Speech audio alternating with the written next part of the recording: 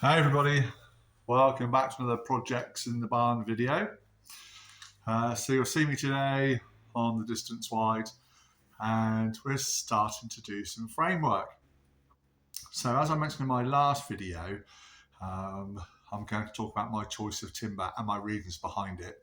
So I've been down to my local timber store, which is a place called Dorchester Timber, here where I live in Dorset, and spoken with the guys down there. I've shopped with them for years and years.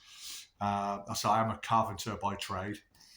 And so I've known them a long time. So I was down there yesterday measuring up all the different types of timber that we need, because most of the battens in this, either a 2B1, a 3B1, there's some 4B1. But when you go to buy online, you'll normally end up buying what they call finished timbers or plain timbers, which take it down from an inch or 25 point whatever millimeters down to 22 mil finished timber. Now, 22 millimeter finished timber isn't thick enough for the framework of the Distance Wide. It's actually 26 millimeters. So I went down there yesterday to have a look, see what they had. And they had a load of pressurized timber down there, what we'd call tuber ones, but it is actually finished at just over 50 mil by 26 millimeters, which is exactly right for what I need for my framework. I've also bought the new sheets of polystyrene, which again is 25 millimeter polystyrene. So that I can't have that protruding past the timber framework, because then the aluminium panels don't fit back. So yeah, I've gone down, I've ordered up I've actually collected them. I bought 4 packs of 10 timbers per pack, 4.8 meters, 2x1 or 50 mil by 25 mil, give or take, plus or minus a millimeter, of pressurized treated timber. Now I know so I've reframed a Karmann Cheetah before, and a couple of Gypsies, and a bay window Jurgen's Autovilla. And on those, I've used pressurized timber on all of it. And I've had a few comments made to me about the reaction made between the treated timbers and the aluminium. Well, with modern technology, modern treatments, that's just simply not the case. I do have a data sheet from the British Stainless Steel Association that also deals with aluminium. And they've given me all the key points of the treatments that are used on timbers these days to prevent rot and insect infestation and stuff like that. And it's perfectly safe to be using on aluminium sheets. So those of you that have done some work with these in the past, I know I've used just plain softwoods, pine, etc. Again, it's absolutely fine.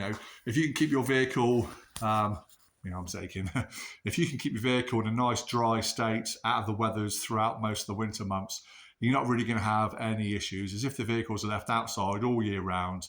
And we're just going to give it that extra piece of protection, which is why I've gone for the pressure treated timber. So it's not a paint on product that I'm using, it's pre-pressurized treated timber specifically for outdoor use. And I say this has no adverse effects on the aluminium. If you want to do belt and braces, what you could do, once you've made the timber framework, you could always put a vapor barrier or a tape, something like that, over the timber framework to stop it making direct contact with the aluminium.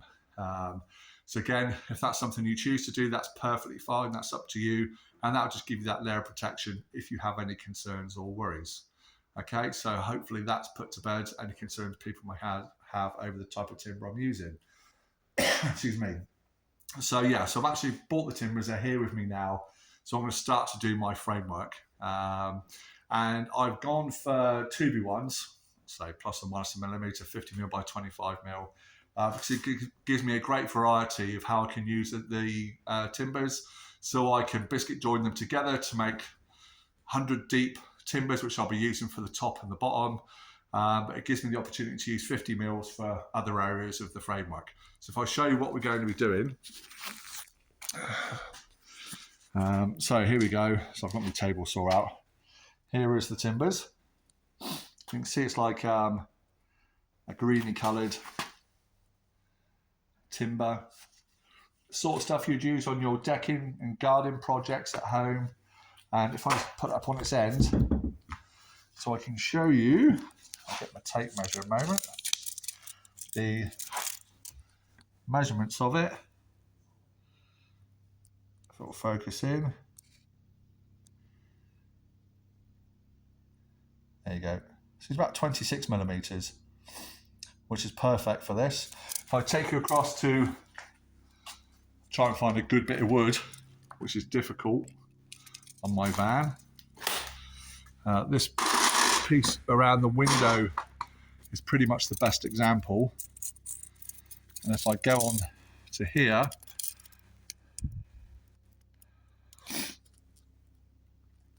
I don't think I'll be able to see it. So we've got the thin border, what's left of it on the inside, but the actual timber rates me at about 25 millimeters by the time I've taken off the furniture board. So the timber is an actual really, really good size. So I'm pleased with that. So where we got the thicker timbers here, we're basically going to use two 50mm timbers, and I shall join them together with biscuit joints and glue, or screw and glue, to give me a nice strong batten all the way along. And I'll be doing that for the bottom joint and the middle rib, and I'm probably going to put some extra ribs in there where people are going to be sitting back on their seats. So that's what I'm going to start doing today. So I'm just going to set the camera up in the corner. There's no point me talking about every joint that I'm doing. What I'm not going to be doing, that I've decided I'm not going to staple it together. I am going to screw and glue it. That's what I've done on all my ones previously. For me, it works really well. So yeah, all we'll be doing is cutting square joins, and then where the timbers meet against each other, I shall be drilling and then screwing. I've got some 90mm screws that again used for outside, that will pull everything nice and tight. There's nothing wrong with stapling it. That's how they're done at the factory. Let's say it's lasted 30 years.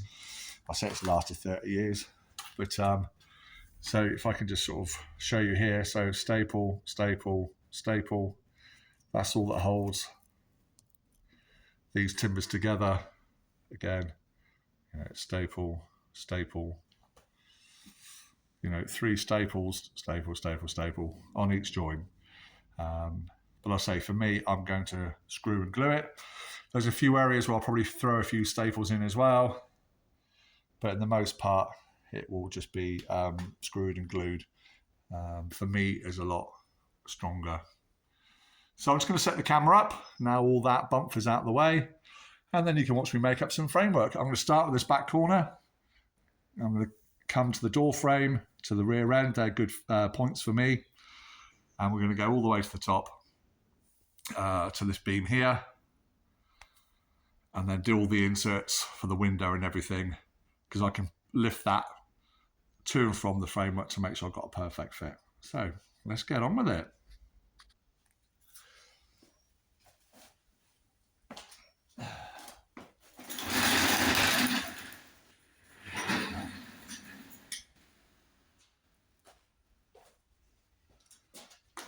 Have a quick tidy up.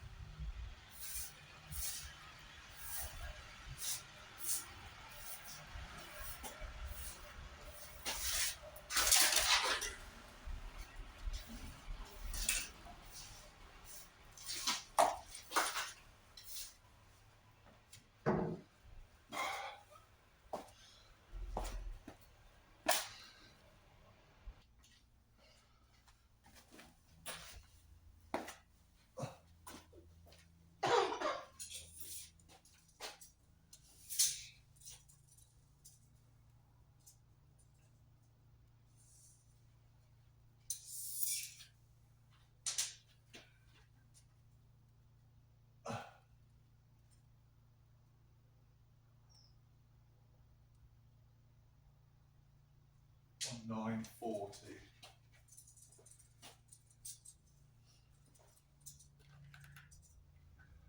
That'll be the same, won't it?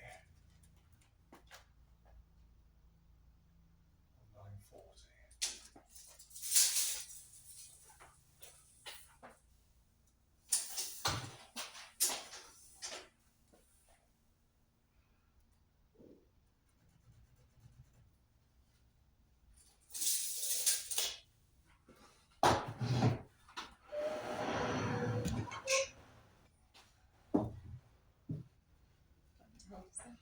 That's right, thanks, Billy.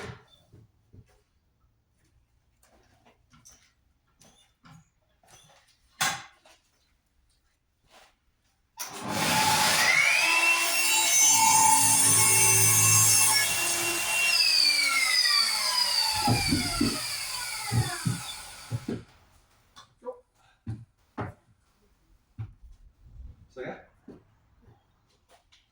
Bit wet, yeah. I'll let it dry out. Bring it onto the house, maybe then.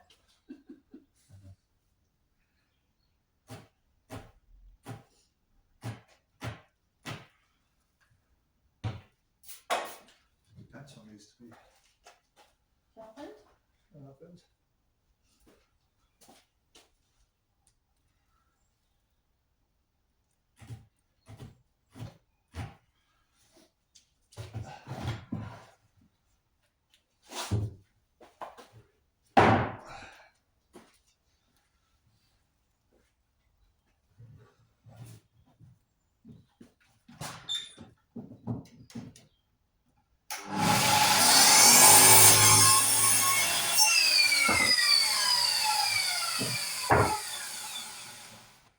Cool.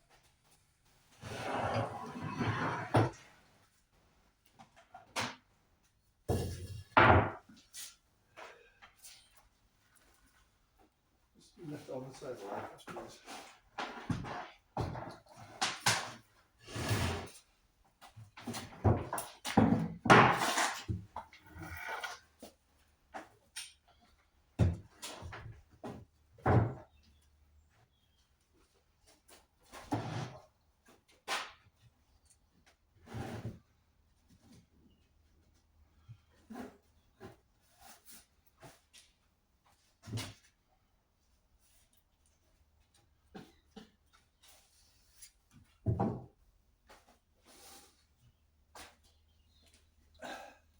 It's the glue I'm using. The Gorilla Glue, wood glue. Really, really good stuff. Great. And there are the screws.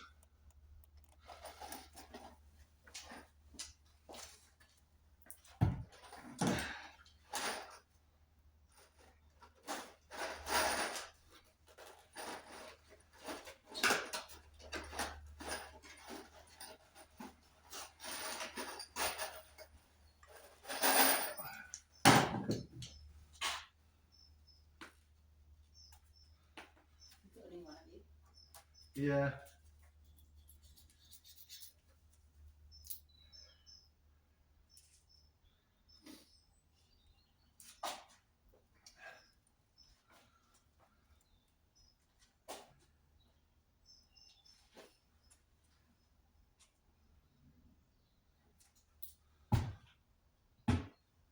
Just glue on one side of the wood.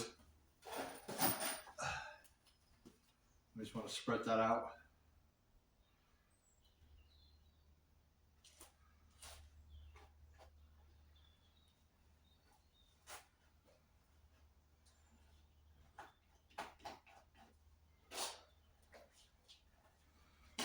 Like so.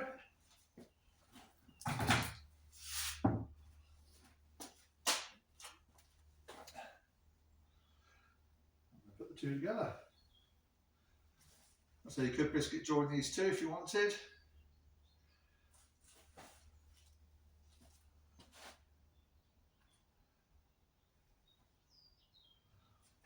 I'm just going to glue and screw them down.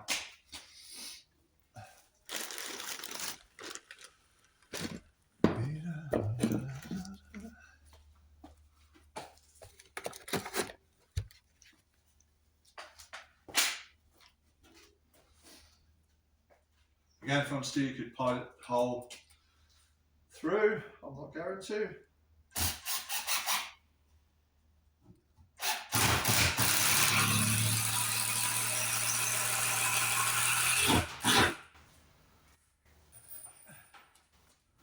It's going to go down probably every 400.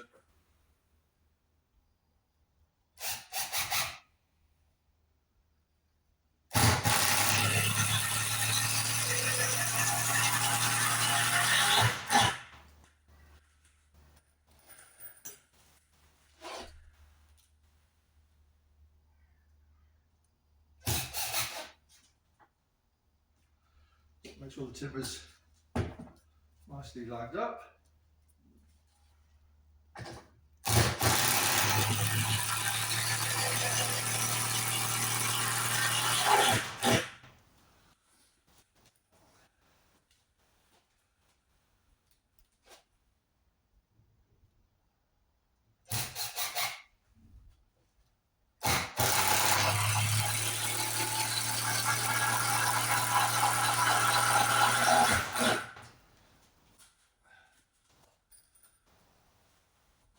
Stay away from the very edge because you'll split the timber.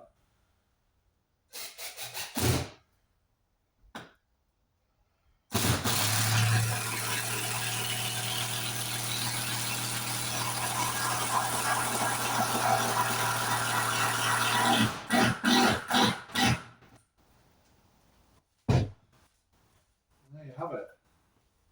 My first timber screwed together. Just going to take off the excess glue.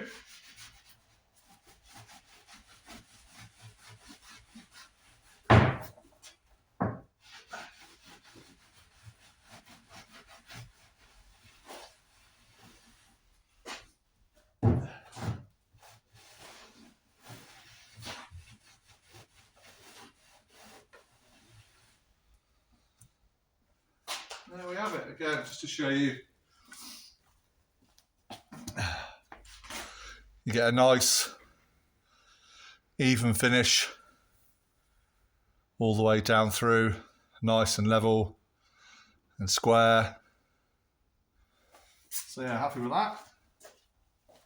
And this is what's going to replace this timber. Like that. First one. Exciting. My wife's excited.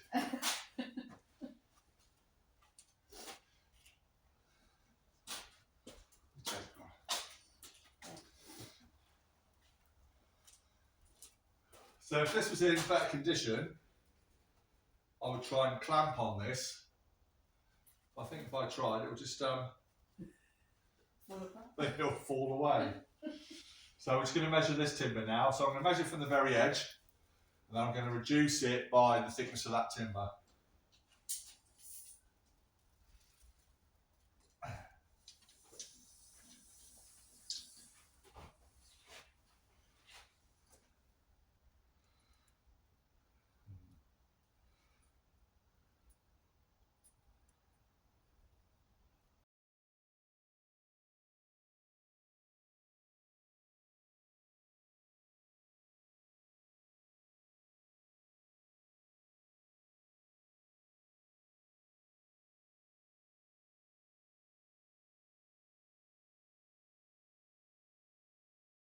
Go. Wipe off the excess glue.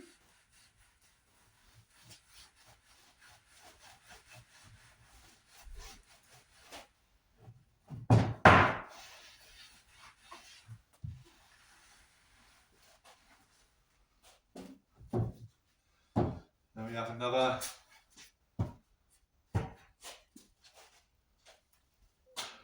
decent pattern.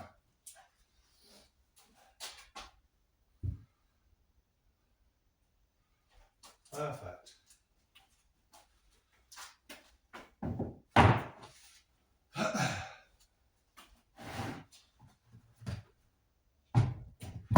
Oops. Let's move all this out of the way a minute.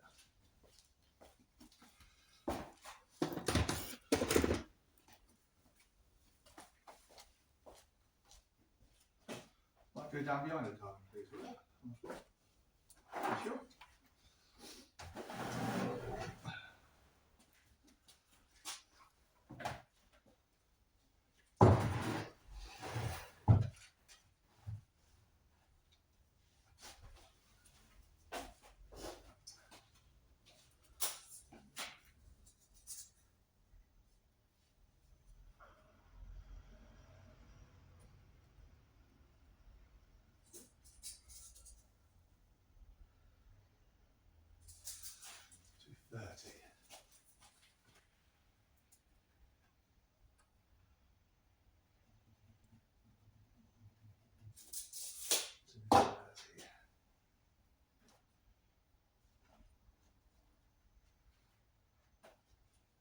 put squares down, or is it? No, I think I've seen it at home.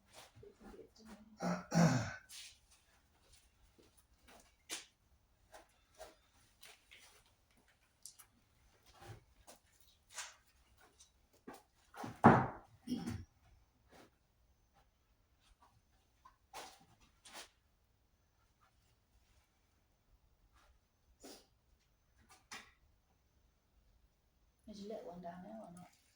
Say again? Is the little one down there too?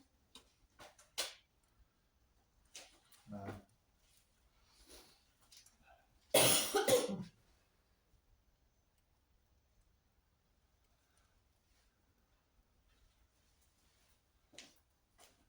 So, I've got those two beams. This is what's going to set the square for the rest of the build.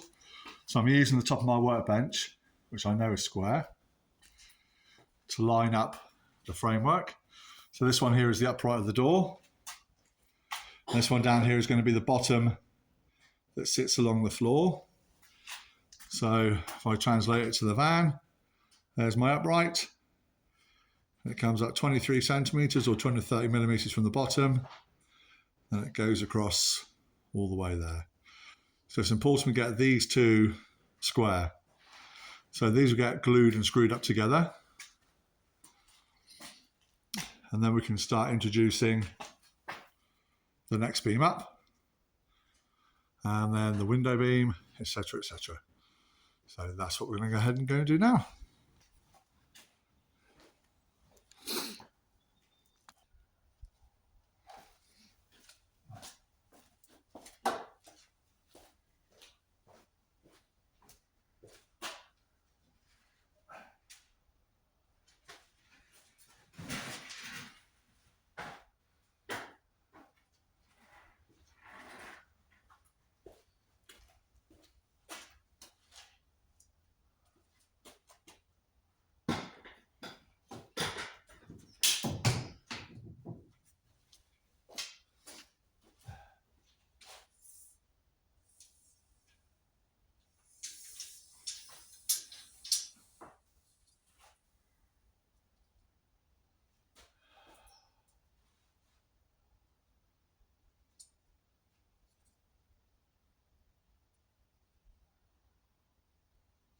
So 218,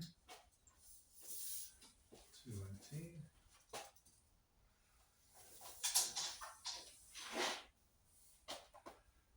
218, 208,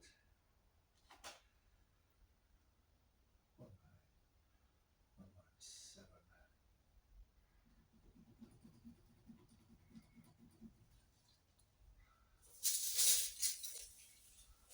197.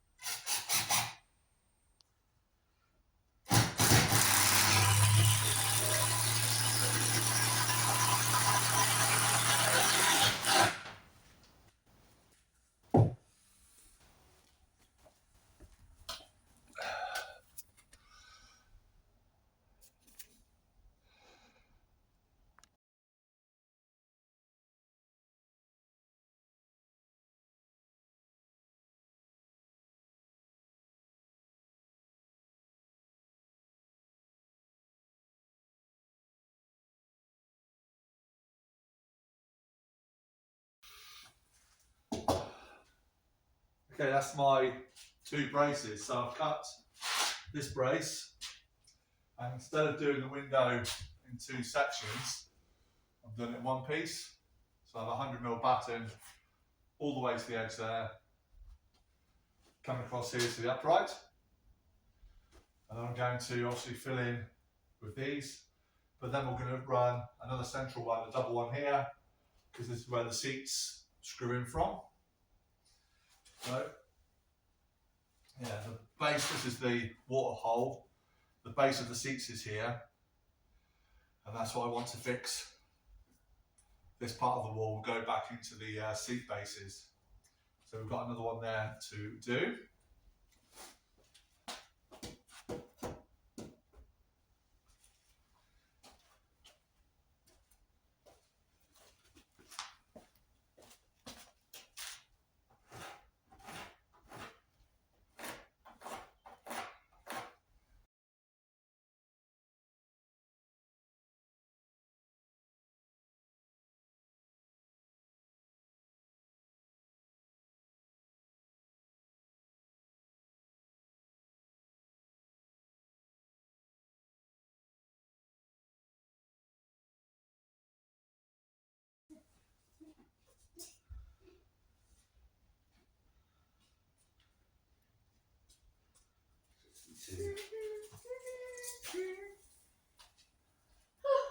That's that? disgusting.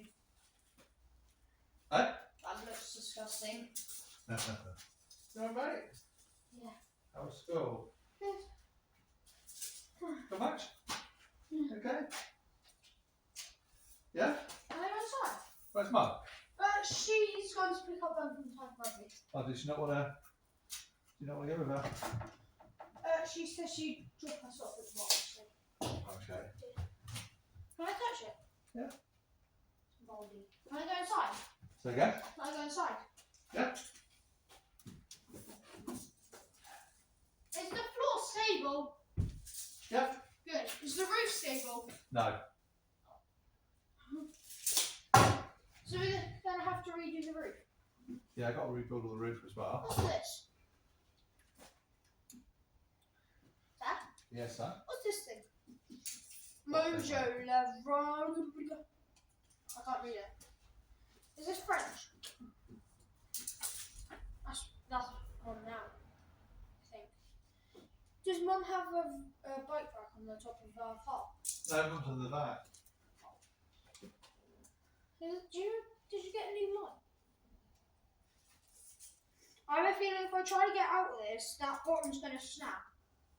Snap it. It is going to snap because it's mouldy. Look, that. Yeah, don't stand out of it, mate. Yeah, I'm trying to. Right, that's on? Yeah. That looks disgusting, and it probably smells disgusting, and it probably. Tom, I've just measured all that, mate. Oh, It's okay. it's very big. What is? We're gonna sell this one, or are we gonna Right. keep it?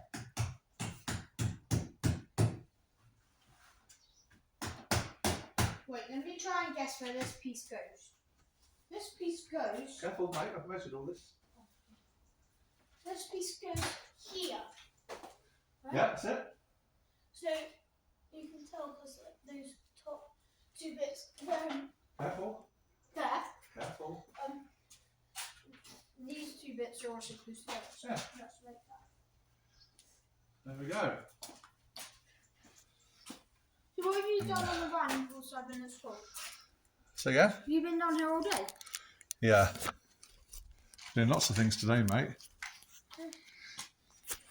Right. So I'm going to bring you over to the bench to show you what I've done.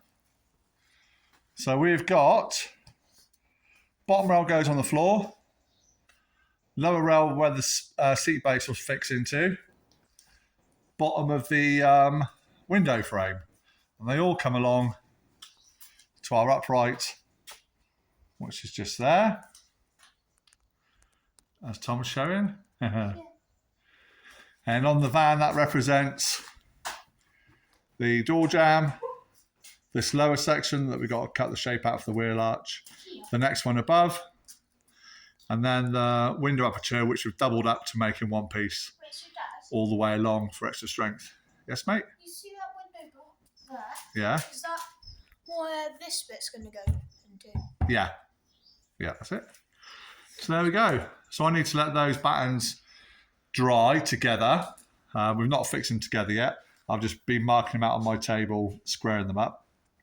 But I need to let that glue dry, and then we can start fixing everything together just to make sure it doesn't move.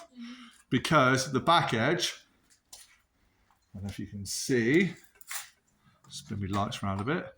So that back edge, Tom, turn that off please, buddy, a minute. Good lad. Tom, thank you. So this back edge is not square, it's actually leaning in. So I need to cut this one, and I need to lay it over that to cut my shape, which I'll follow around the aluminium.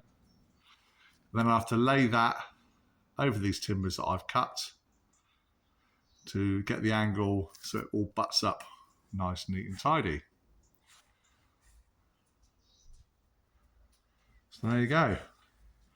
But that's it for today. We've made a start on that framework. As I said, we just need to let that dry off. Then we can glue and screw all that together. Maybe a few staples here and there. We need to do the back edge. So we need to work out the angle for that. So that's it for now. So that's it for this first session of framing. Hopefully we'll be doing some more tomorrow. So we'll send that out as a separate video. But for now, thank you so much. Any questions that you've got, please ask away. As you know, I like answering your questions and your comments. Please leave them down in the feedback or the comment section below, and I will answer everyone as I always do. So thanks so much again from this episode, and we'll speak again soon on another project video from Projects in the Barn. So thanks so much, everybody. Bye for now. Bye.